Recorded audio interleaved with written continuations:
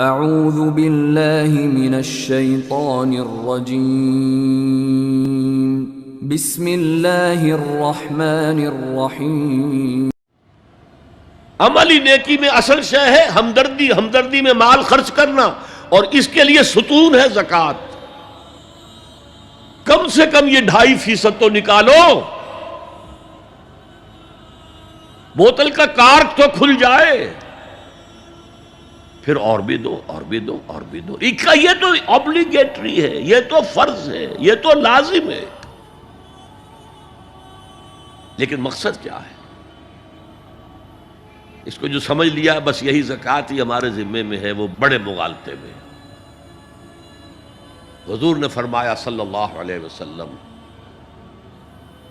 ان فی المال حقا سوی الزکوٰۃ۔ اے مسلمانوں، یہ نہ سمجھنا کہ بس زکوٰۃ ادا کر دی تو تمہارے مال کا سارا حق ادا ہو گیا۔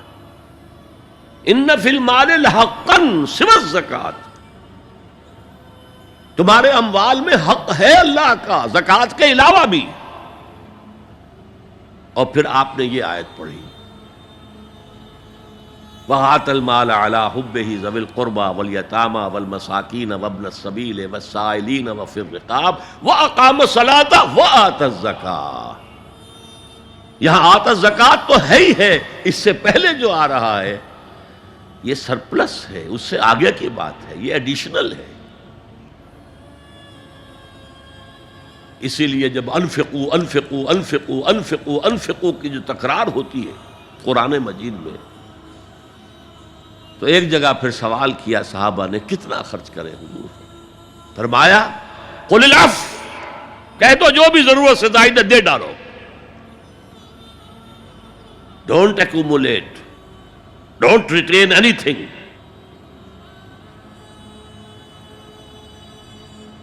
ایک بات آپ سے کہوں، آپ کچھ چونک جائیں گے۔ حضور نے کبھی زکوٰۃ دی؟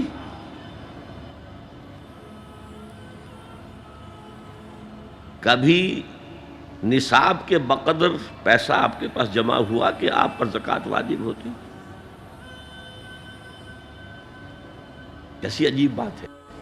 ارکان دین میں سے ایک رکن سرے سے غائب،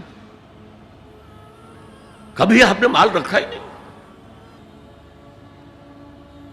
حضور کا اسوہ ہم جانتے ہیں، مسواک کر لی ہے، پائچے جو ہیں ٹخنے سے اوپر کر لیے ہیں، یہ اسوہ ہے؟ ہاں ہے، یہ بھی ہے، ٹھیک ہے، سنت ہے، اسوہ تو یہ ہے۔ اور صرف آپ کا نہیں، جنہیں ہم کہتے ہیں فقراء صحابہ، ابو ہریرہ، ابو ذر، سلمان فارسی، علی رضی اللہ تعالی عنہم اجمعین، یہ فقراء صحابہ میں سے تھے، کبھی کچھ نہیں رکھا اپنے پاس۔ میں نے بتایا تھا آپ کو شاید کہ حضرت علی کی جب شادی ہو رہی تھی حضرت فاطمہ سے، کوئی مکان تھا ہی نہیں، کہاں لے کے جائیں؟ ایک انصاری نے ایک حجرہ دیا ہے اپنے مکان کا، اس میں حضرت فاطمہ ودا ہو کر گئی۔ He didn't have any home۔ ابو ذر وہ تو دوسری انتہا کو چلے گئے تھے۔ قانون یہی ہے، حلال سے کماؤ، اگر ایک حد سے آگے بڑھ جائے تو زکوٰۃ دے دو، باقی تمہارے اختیار میں ہے، دینا چاہو دو، نہ دینا چاہو رکھو اپنے پاس۔ قانون اس سے زیادہ آپ کو پابند نہیں کرے گا۔ کبھی بھی آپ نے جبر نہیں کیا، ایمرجنسی میں بھی جبر نہیں کیا۔ ایک واقعہ آتا ہے کہ حضور کو کئی وقت کا فاقہ تھا۔ تھوڑی دیر کے بعد حضرت ابو بکر آئے، آپ نے چہرے سے پہچان لیا کہ فاقے سے۔ پھر حضرت عمر آئے، پہچان لیا کہ فاقے سے۔ شاید حضور خود اپنے لیے نہ اٹھتے نہ جاتے، اپنے دونوں ساتھیوں کو لے کر ایک انصاری کے باغ میں پہنچ گئے۔ انصاری کی عید ہو گئی، فوراً لا کر اس نے کچھ کھجوریں، کچھ انگوروں کے گوشے رکھے۔ اس کے بعد وہ دوڑا چھری لے کر کسی جانور کو ذبح کرنے کے لیے۔ یہ ساری تفسیریں میں کیا بتا رہا ہوں؟ مال یہ نہیں تھا کہ مدینے میں سبھی فاقے سے تھے، موجود تھے جن کے پاس مال تھا۔ لیکن جبرن آپ نے کسی سے کچھ نہیں لیا. جب وہ چھری لے کر چلا فرمایا دیکھنا کسی دودھ والے جانور کو نہ ذبح کرنا. بہرحال کچھ دیر کے بعد وہ گوشت پکا کر لایا, روٹیاں رکھیں. اس کے بعد حضور نے ایک روٹی پر چند بوٹیاں رکھ کر کہا یہ عائشہ کو دے آؤ, اسے بھی کئی وقت کا فاقہ ہے. اور پھر حضرت عمر کی طرف رخ کر کے کہا عمر یہ ہیں وہ نعمتیں جس کا حساب دینا پڑے گا اللہ کے ہاں. فَأَمَّا بِنِعْمَةِ رَبِّكَ فَحَدِّثْ, اور یہ جو فرمایا گیا الہاکم التکاثر میں نعمتوں کا حساب لیا جائے. وَلَا تُسْأَلُنَّ يَوْمَئِذٍ عَنِ النَّعِيمِ, فرمایا یہ نعمتیں ہیں. تو یہ ہے اصل میں انفاق کا معاملہ.